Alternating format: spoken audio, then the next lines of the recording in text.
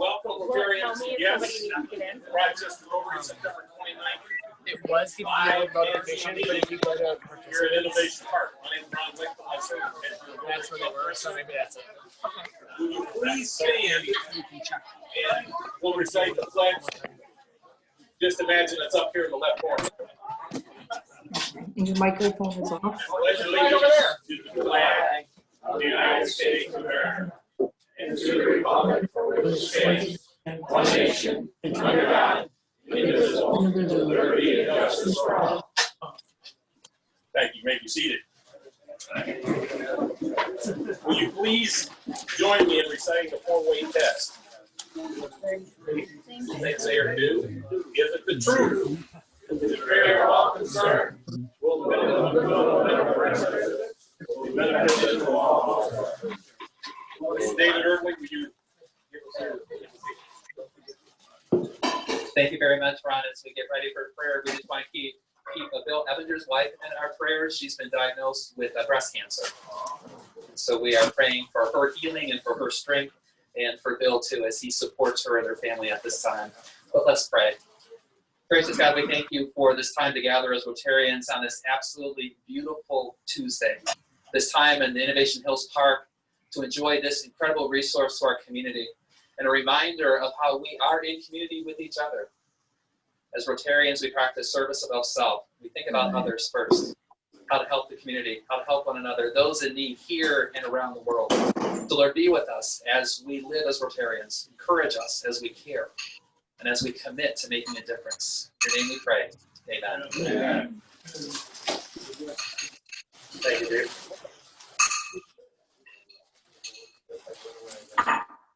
The 15th person here was Lars Norberg. If you can believe that. Members' birthdays. We only had one.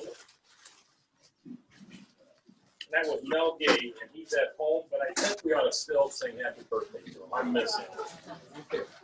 Happy birthday to you. Happy birthday to you. Happy birthday, dear Mel. Happy birthday to you. Since Lars Norbert won't get any fines, he has to pay the $5 for Mel. No club anniversaries. Rotary of the Week. Christine Haig, you nominated somebody last week. With me. It was you. So who are you going to nominate this week?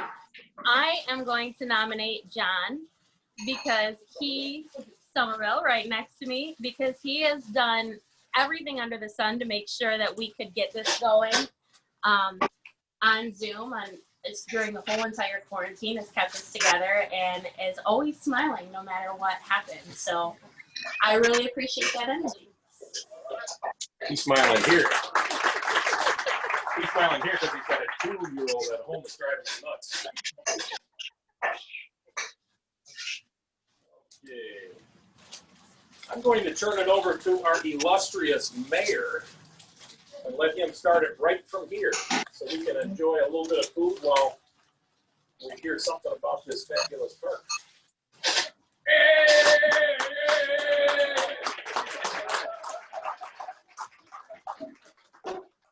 My mom for starting that applause. Can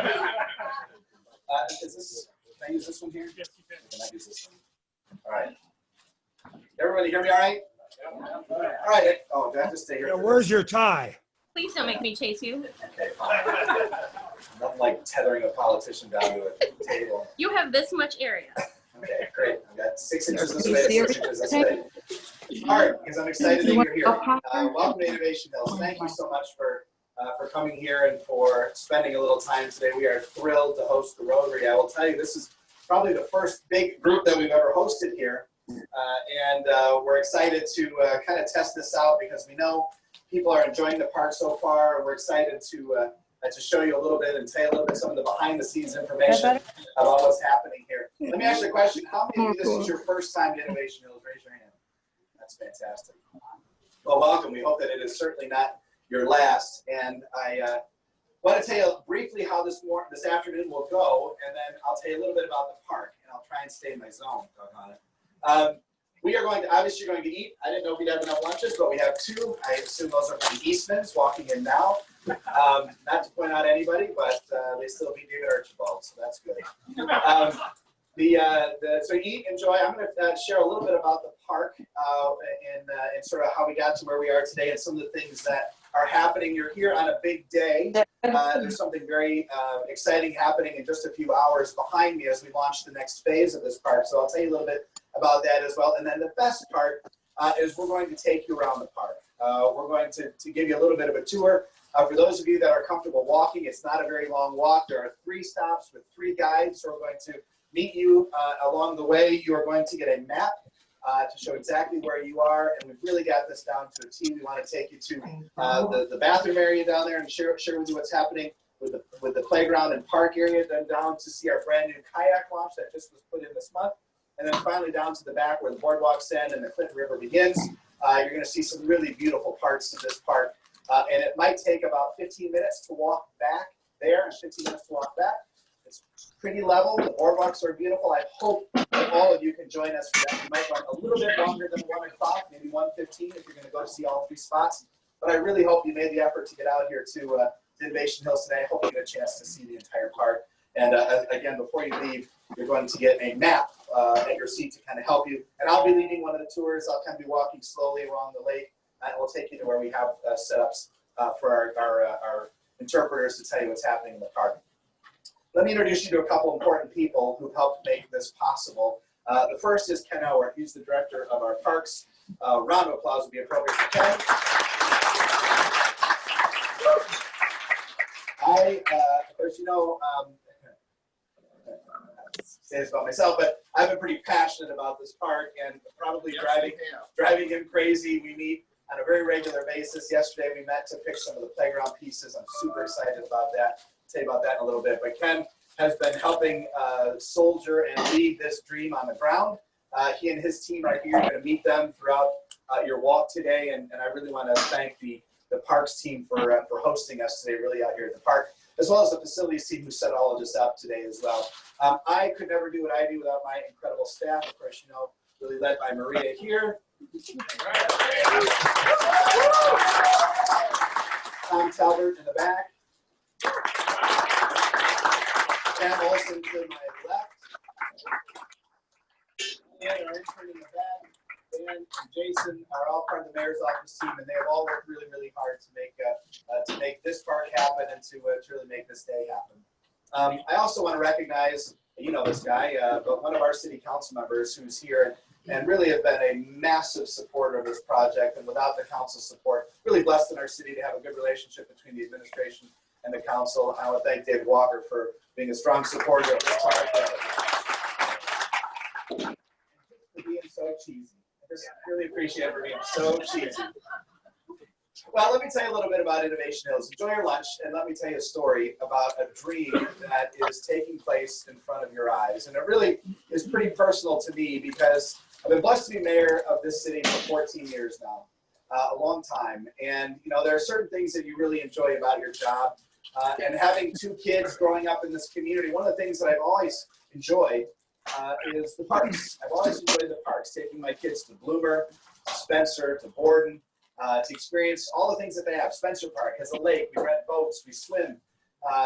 Borden is where the Festival of the Hills takes place, the fireworks each and every year, thousands of soccer games and baseball and softball games. And Bloomer, of course, our oldest park from the 1930s, is where the velodrome is, one of the only ones in Michigan, the only outdoor ones in Michigan.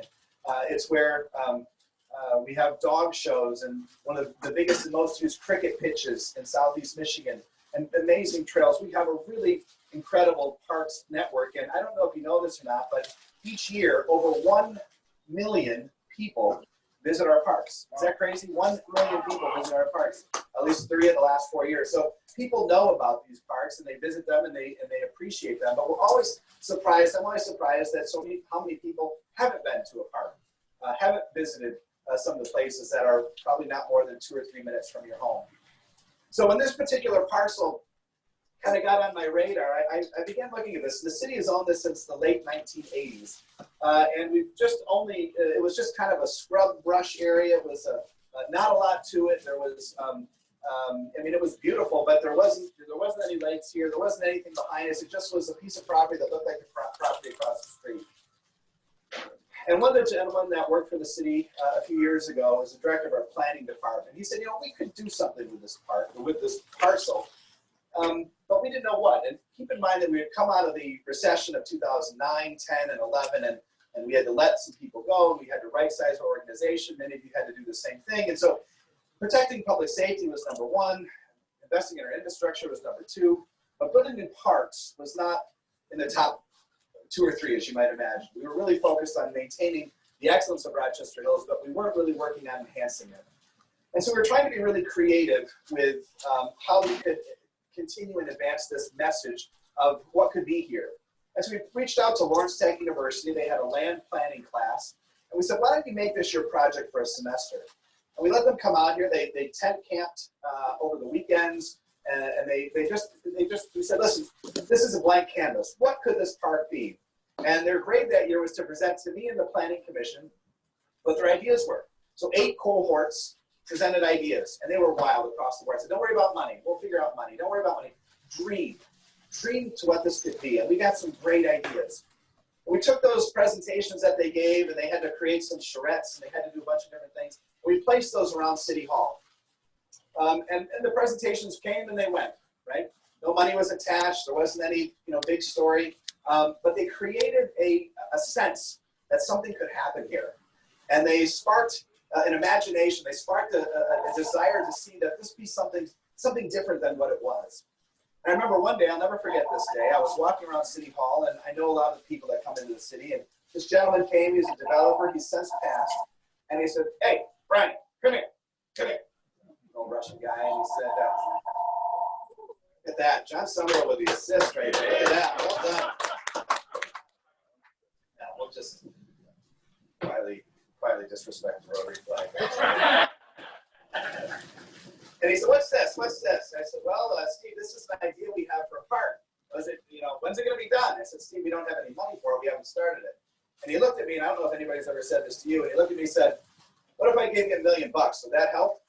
And I said, Steve, it really would. It really would. And that began a relationship with the Stephen Vivian Stoller Foundation that was up and down and high and low. But you know what? It was his generosity that launched this park from a charrette to start to see what you see behind you.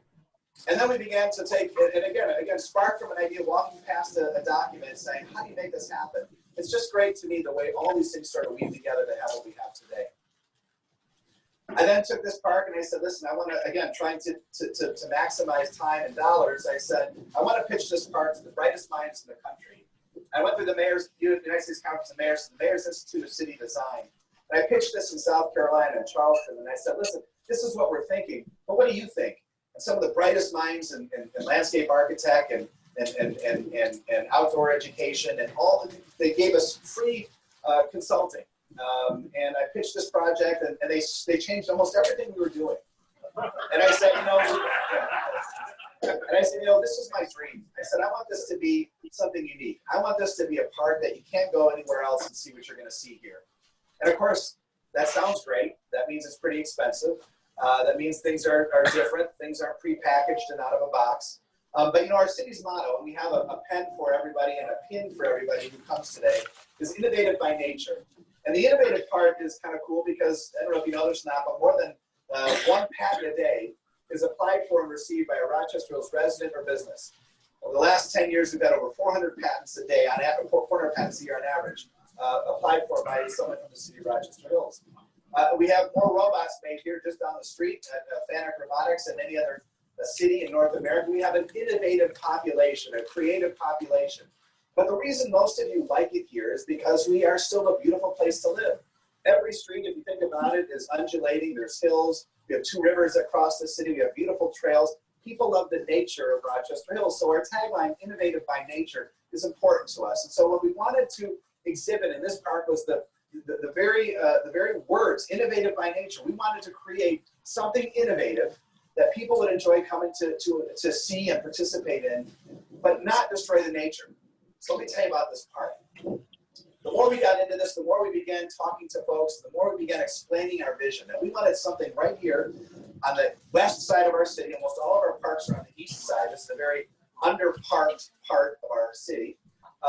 Began sharing the vision. We want something unique, something fun, and wonderful donors stepped up. Some of them here. I don't want to embarrass any of them, but there are some generous, generous people in this community and in this tent right now who made this park happen.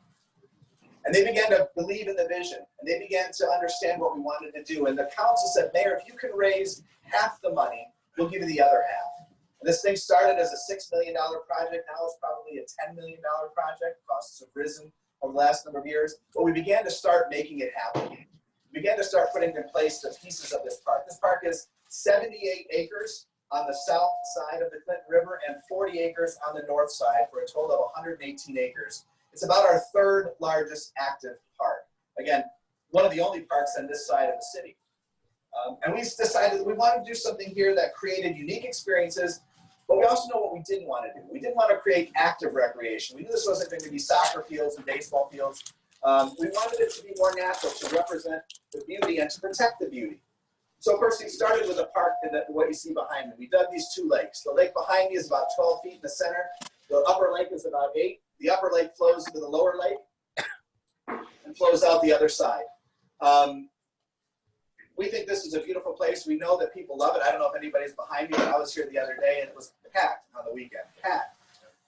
One of the things that we want to do to make it unique is we said, okay, people have lakes, people have sidewalks around lakes, but nobody has glow-in-the-dark sidewalks around lakes.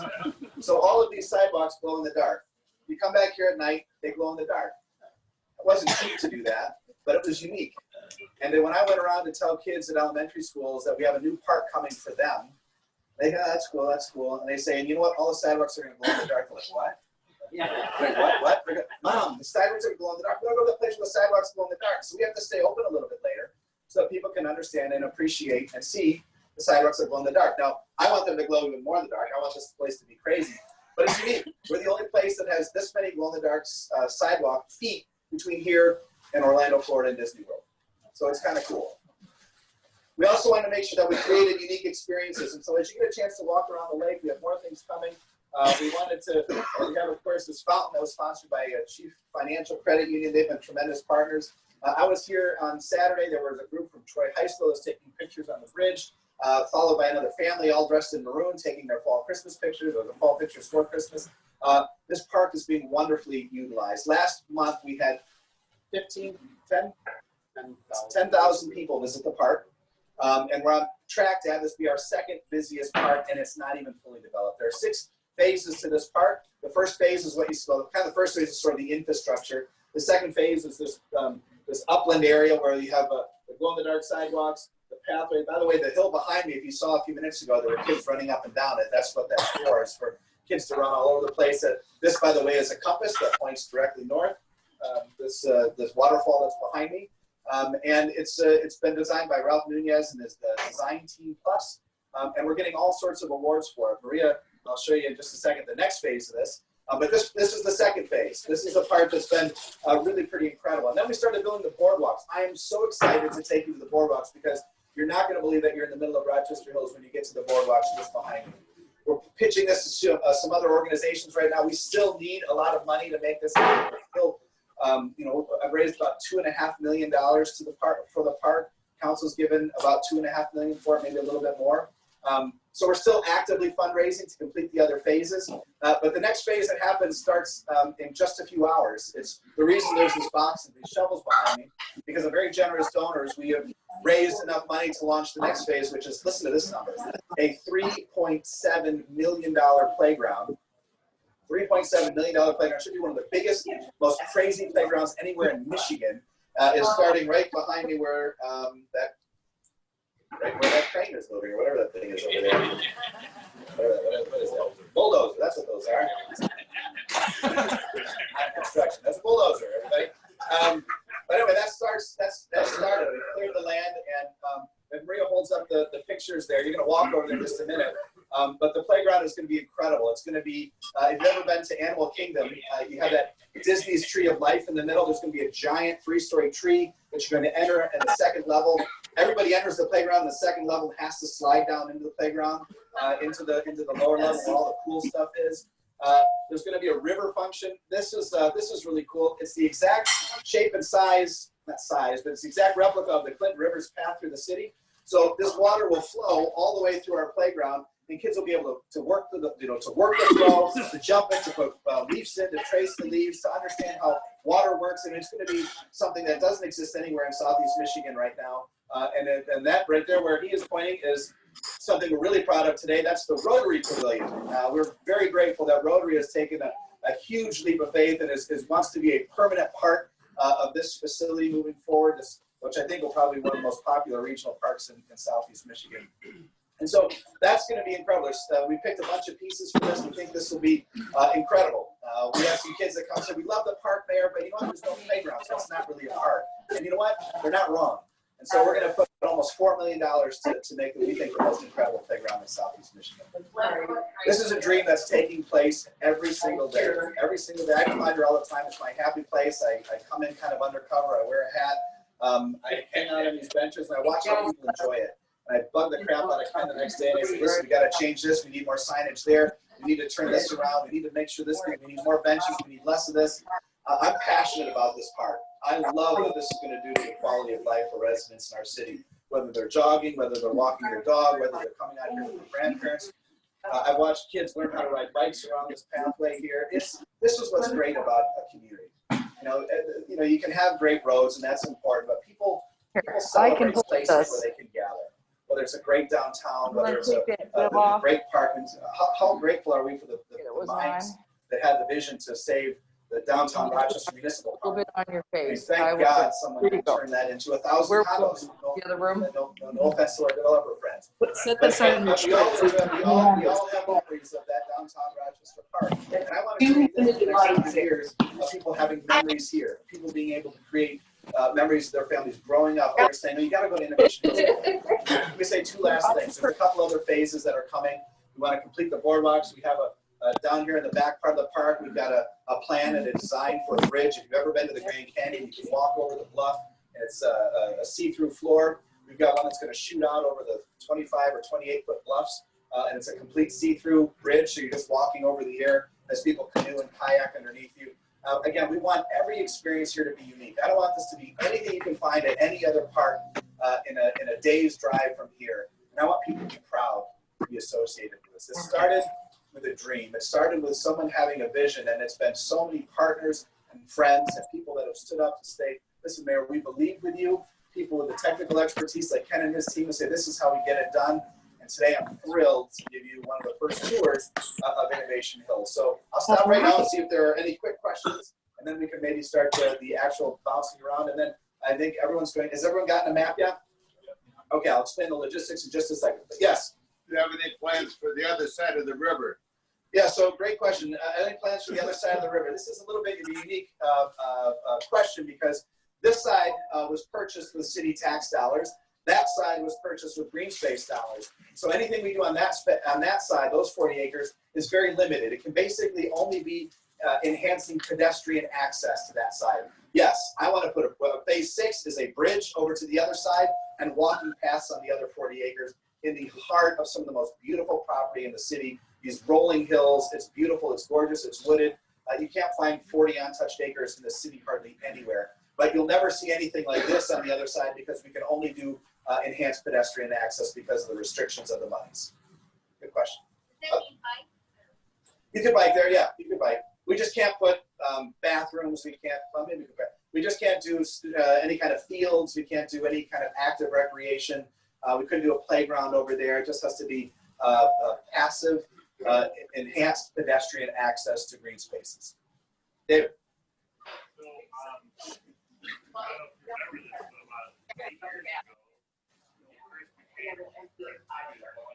first became mayor, I complained to you about the fact that there was nothing on this side of the city because everything was on the other side of Rochester Road, and my kids were little, and I didn't want them crossing that road. It was dangerous.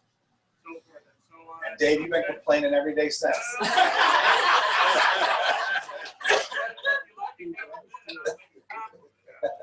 so, clear, and you said, I get it. You said that Ellishark or whatever that Zaliki Park, it's undeveloped, nobody can use it.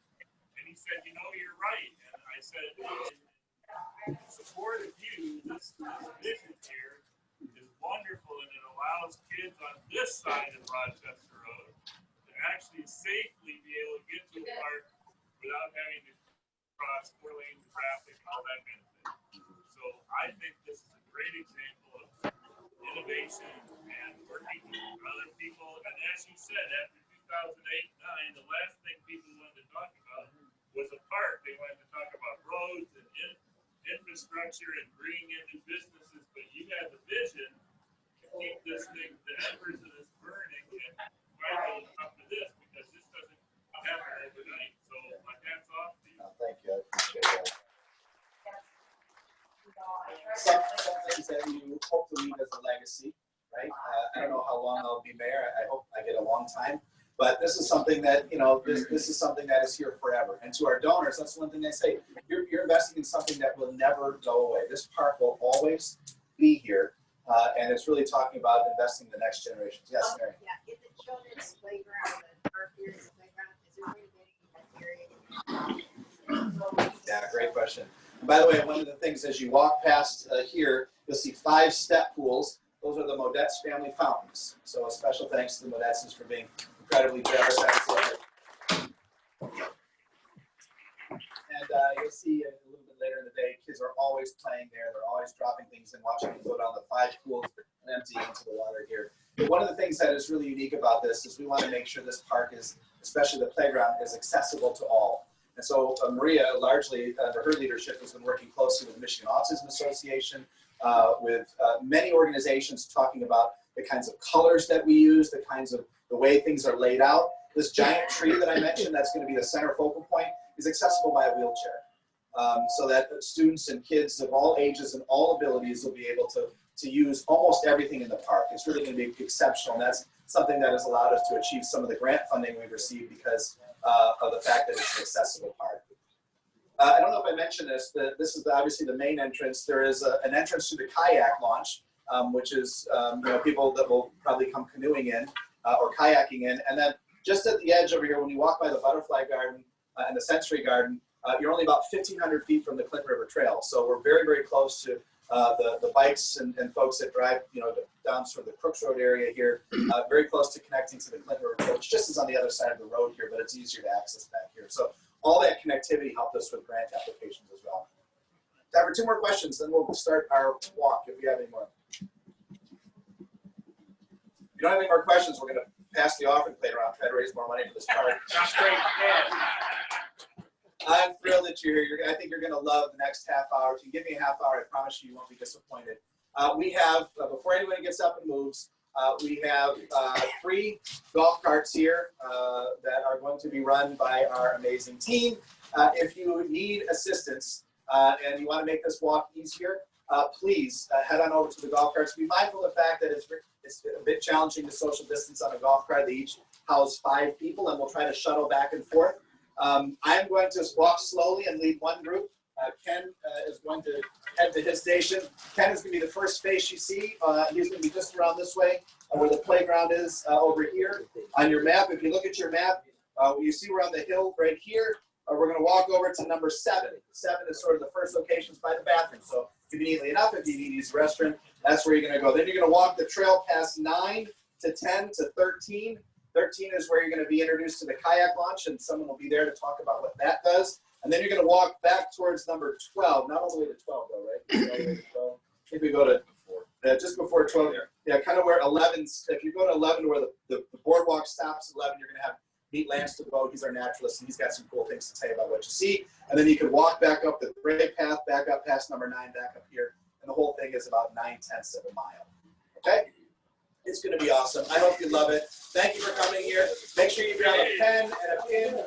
And we will start our tours. Head to the carts if you'd like, and we'll start our tours immediately. Do you want me to walk around that? Brian, you touched my wife's heart. I don't know what they'll say. I'm gonna stick with Brian.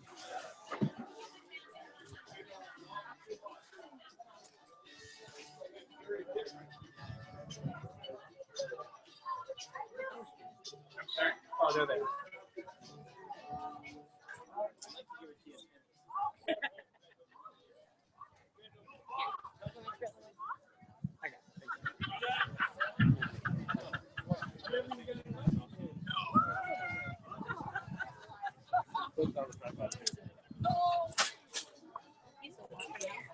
Post on the tripod. Oh, okay.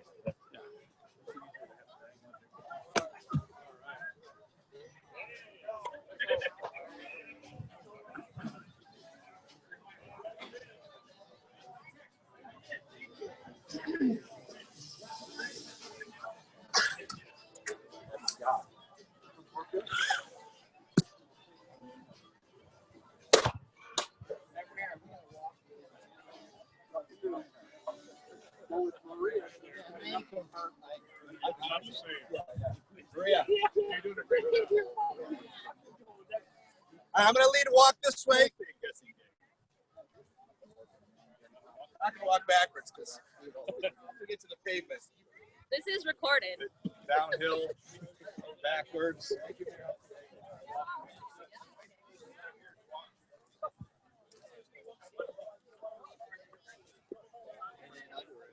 So some people have asked what's going on in the property back behind us. If you're interested, there's a development that's happening there.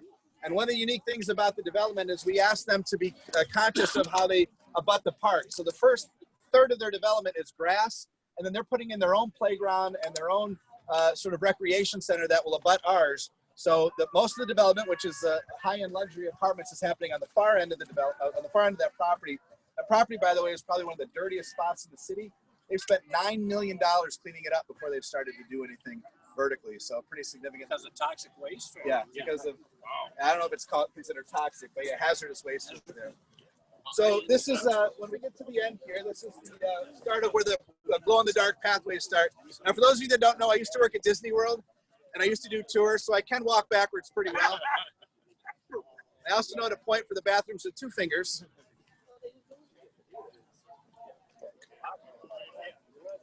So along the pathway around the river, there are 5 different locations where there are these kind of unique glow-in-the-dark drawings. This is of leaves. You've got some of water. And one thing that's kind of unique, you work with a lot of professionals, and I don't understand how this works, but I'll tell you that every week I've been here, I've never seen them. Geese are a big problem when you have ponds, unless you do something like this and plant these things along the edge. And because the geese can't see the edge of the water, they don't feel comfortable. And so we have ducks here 95% of the time, and I've never seen a goose. So this has been a huge help for us, because you know how many you have in. So we plant this around the edges, and they've helped us keep the geese population down. So walk this way. We have benches all over this park. If you want to donate a bench, it's $1,000 to put your name on a bench, and we have about another dozen coming in next week.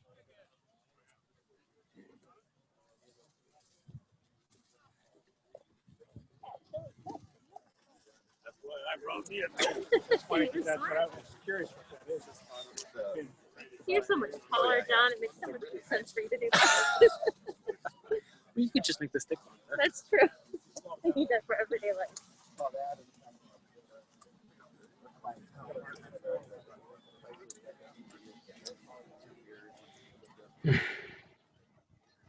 These are the Modet's fountains here, the Modet's 5 ponds pooling down. They have a pump underneath that starts up there. Obviously this park is still under construction, so not all the grass is in the way we want it, not all the vegetation is in the way we want it. But they go in through this, and then they come down through here underneath where we're walking, and then pool out into the pond here. This area over here, obviously the overlook is a really popular spot for pictures. We've taken some great sunset pictures there. You have a charging station. That's what that thing is there for the phones. It's a phone charging station, and one of the overlooks. Mayor, where's the water coming from up here? Pump back up. two pumps in the lake. One pumps this, the other is behind the hill, and it pumps the water out of here into the small pond up top, and then down back here. Keeping it circulating. These little things here are just kind of additional glow-in-the-dark markers that kind of guide the path at night. It's really cool. Picking up some people, I guess. So this is the start of the playground area up here, obviously. It's about 4 acres.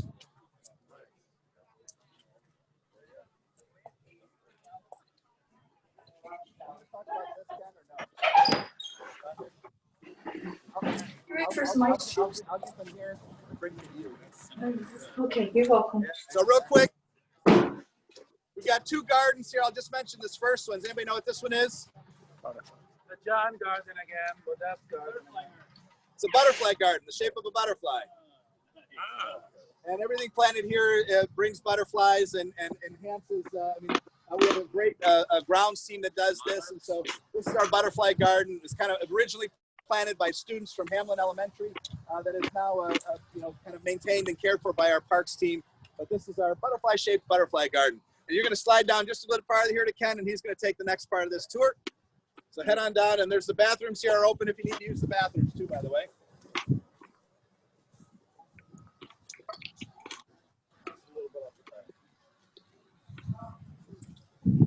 All right, welcome everybody.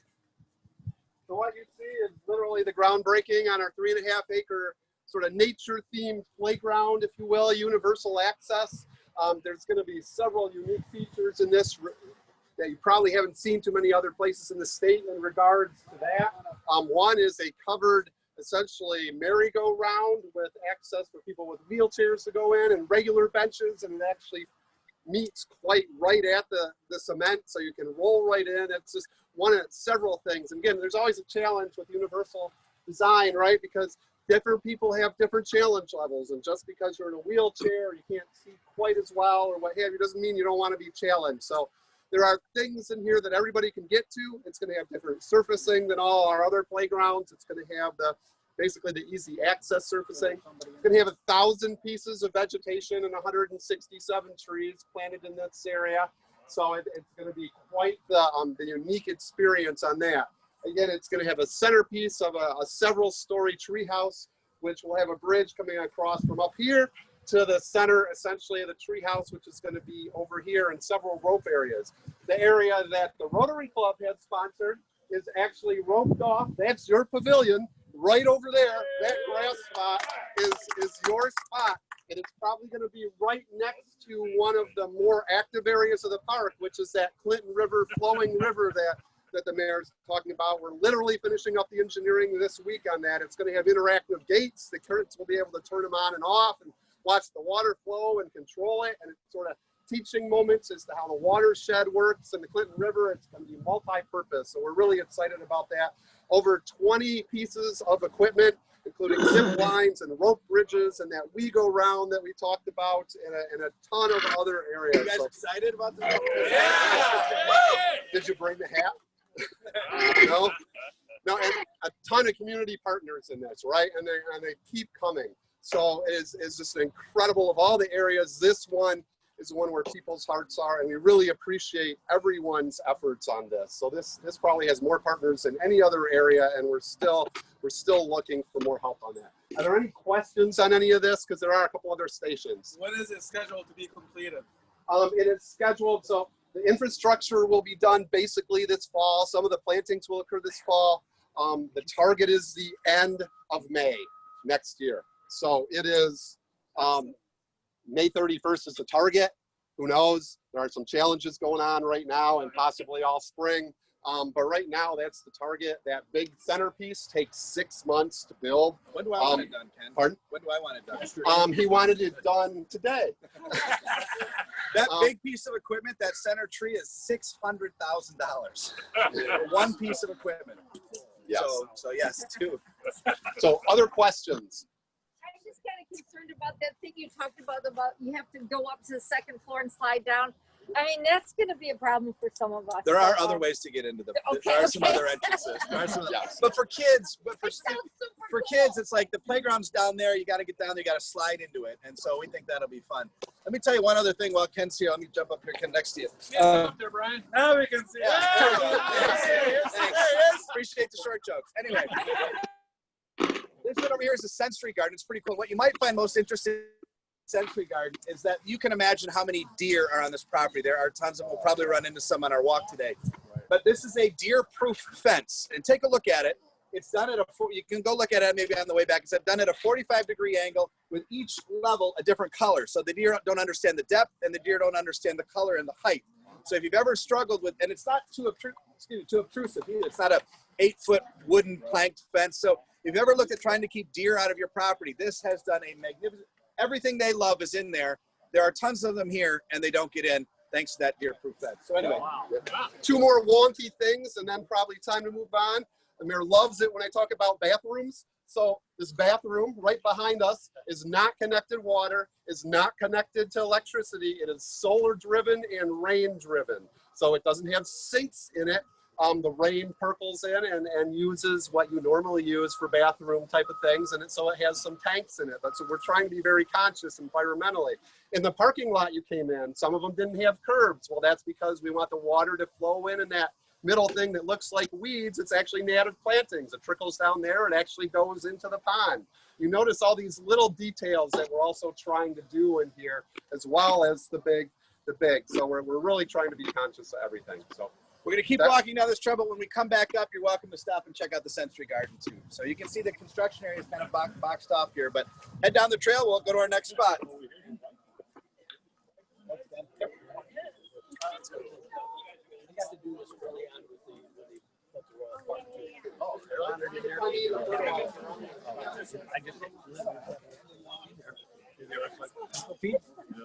I would have been too busy to have to handle all that. Thanks, Brian.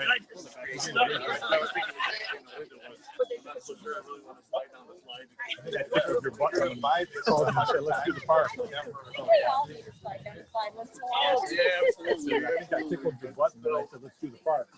Oh yeah, I love that. How are you doing? Because people, you know, Like the glasses? Oh, thanks. It's a good look. There were 94. I don't know if there's I think either 6 or 7. I can't tell. Hold on, let's see. There's 4 people still on. Hap, Phil, Ray, and Wayne. Yeah.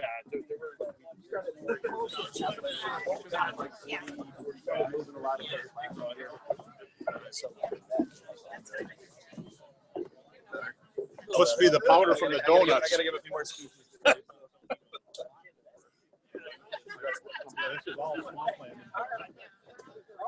Actually, it looks like swampland, but this is called fen. Is that right? It's really unique, really protected wild. Like it's like water seeps up, and it's probably one of the most valuable parts of the property. Is this wetland fen.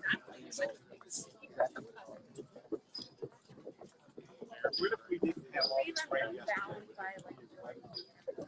Not as this is you're probably in the wettest spot right here. You get down by the river.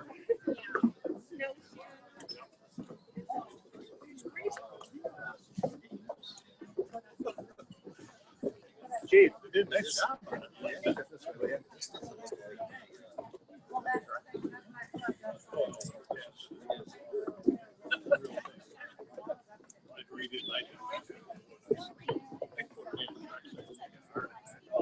Now by the number 9. Coming up to the center part here.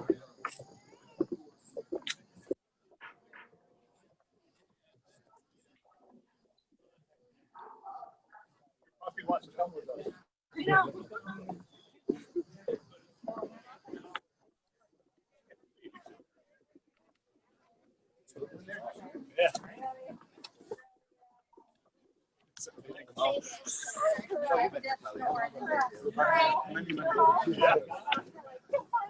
We love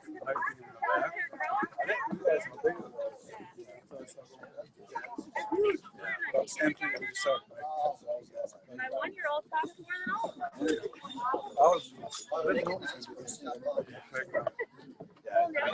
It's crazy how expensive it is, but I mean, I don't think there are too many $4 million playgrounds in Michigan, especially big buildings.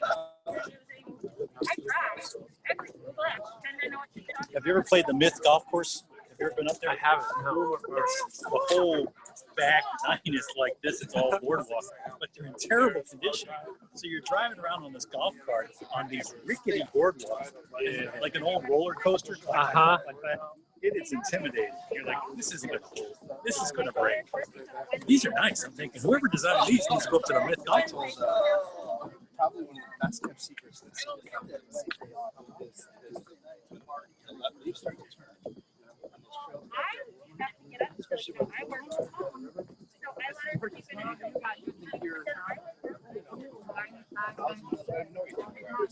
before I moved to Rochester, I used to look 8 That's like extraordinary.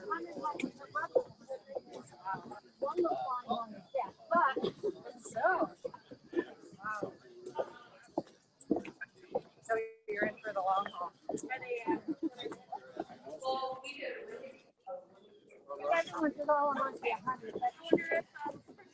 Yeah, you want to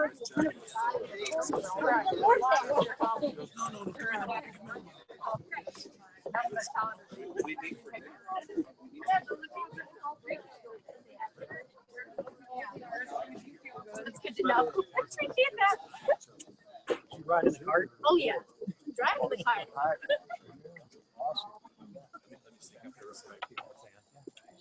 Don't get too close. Don't get too close. Maybe I'll punch your cheek. Watch that calf.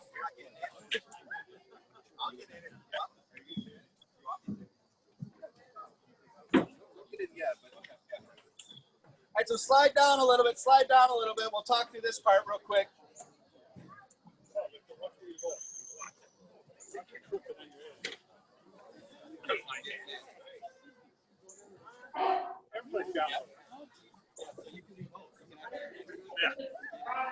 Can everybody hear me? All right, so what do you think about the boardwalk so far?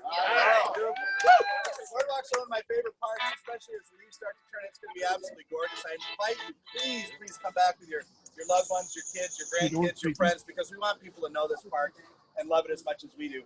Right back here, we have a park. This last loop right here goes down about 800 feet. And it stops. It stops because I haven't raised enough money to finish it. So it's one of the projects that we're trying to work on is to connect this loop back up to where we kind of started back by the Sensory Garden. So there's another loop to come back. But again, it's a gorgeous walk down there. That's where all the deer hang out down that way. Color some Malibu. Just back towards the end of that is where Crooks Road is. So or Hamlin Road is. That's fine. Your bearings. Black interior. So we talked about accessibility being important to this park and trying to design it for all ages and all abilities, and really having it be unique. What's the word here? Innovative. Say it. There we go. So this is our kayak launch. This is about 2 weeks old. We got some help with a grant for this.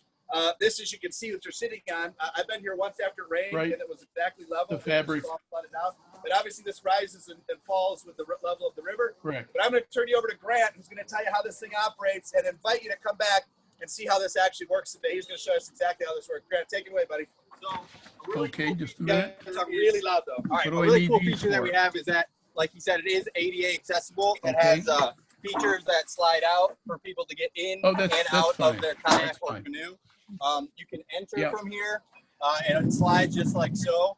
So you would be coming down from the river. You want to take a break at the park. 2 of them. Turn right in here, slide on up, and you actually pull yourself up with these handles here. And then if you were launching from this direction, you would just, we have carts provided that would come down. In the spring, we'll start doing that. And you could bring your kayak here. We put it in for you. All you do, jump in. It's a flat surface. If you've ever gotten in on a kayak before, it's actually really hard to do because you're in the water or something here. You're flat, you can't really, and then you just use your hands. Very easy. I'm almost using nothing. And then see you later. He was supposed to do more tours, but I think he's done. I'm not coming back. So if you do come here with kayaks, if you find a park attendant, we have these holders or something that will bring them down for you. But we also make, because a lot of people kayak and canoe this river, to use this as a stopping point. We're going to put a board here where you can hang them up, and we invite people to come and walk and enjoy the park from the riverside as well. So we wanted it to be open, not from just the parking lot, but from those folks that use the river as well. Nice job, Brett. Well, way to go upstream. Yeah. So he's going to show you how it comes in here, and then we'll walk to our next stop. But if you're coming downstream, I've done the paddle palooza every year. This year was canceled because of COVID, but I've done about 7 years in a row. We'll have 100 kayaks coming down, starting off the hills, and then end up by River Crest. And this is how you get out of it. So this is your landing spot. You just throw those up there.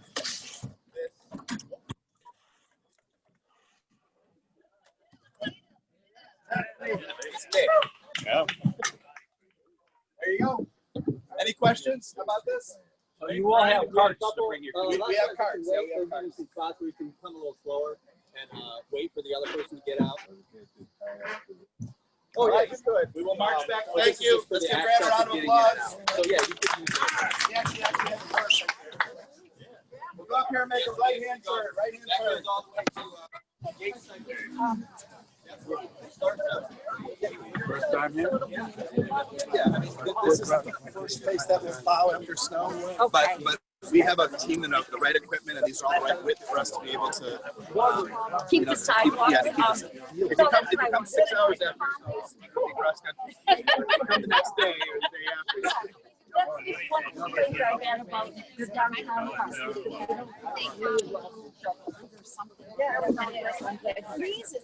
Hello, Dan. This park is pretty amazing.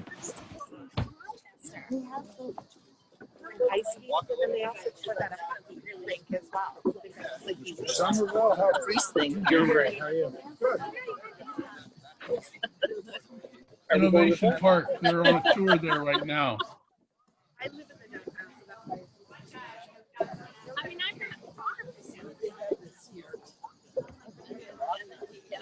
That's the mayor. Oh.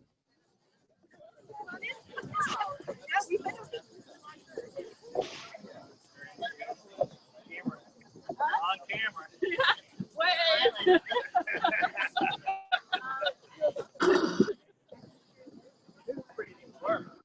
Yes, it is.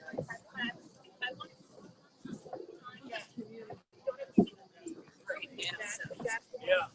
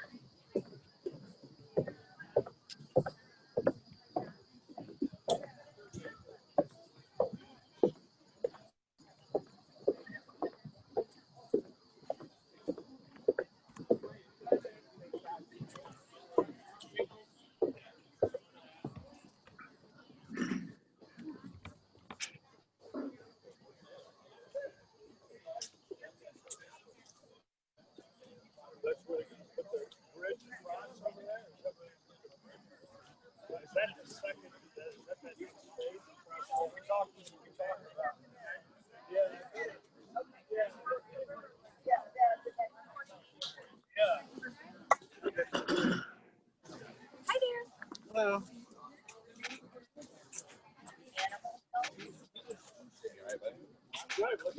What's up? All right. How are you? Yeah. Of course.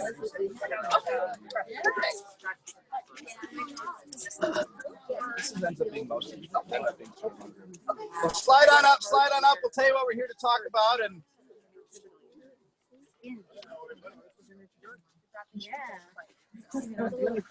All right, so welcome to the, this is kind of the back of Innovation Hills. Let me just kind of set the stage of where we're at. The Clinton River is just behind us here. We've got 3 ponds that are here and on either side of the road as you head up. Where you're at right now is, I don't know, on a map somewhere. You're at like number 11. No, but you're at number, over here, almost between 11 where it turns. This is the pond that we're looking at right here, okay? So 2 things, just to get your bearings. If you want to get back quick after this station, take this path back. That'll take you back to the boardwalks and back up to the sensory garden. If you want to take a slightly, and I mean probably 5-minute longer walk and see some things you haven't seen, take this path all the way back. This will take you right back to the back of the ponds, and you can see a whole nother park. I'll be walking this way after we leave here. But let me introduce you to 2 people who are incredibly awesome. This is Lance and Lauren. They lead our sort of naturalist team. And if you've ever had a question about a deer, or if you've ever had a question about coyotes, these are the folks that answer most of those questions. They put on incredible programs for the students of our community. Many times the young kids are always doing things. Lance, you've been in the city for 100 years? 32. And they're actually hilarious. They're kind of a funny team. But they brought a couple things, and Lance is really exceptional. He knows every tree. He knows how to survive out here. He answers all the wildlife questions. So we thought we'd stop by here, tell them some of the things that people catch, find, and enjoy out here. And that the floor is yours, Lance. All right. And Lauren. So that's a big part of our job, is they call it the outdoor engagement portion of parks. And so we have a number of programs and things that we do for the community, both for adults and kids and families. So we try to talk a little bit about everything. Behind us here, this is actually a mitigated open water wetland that was built when they destroyed some wetlands, building the Hamlin Road Boulevard. So this one and the other one that's on the same side of the path down there were both built. The one on the opposite side of the path that you'll go by if you walk that way is actually a natural functioning pond. So one of the things that we brought to show you, this is an American toad.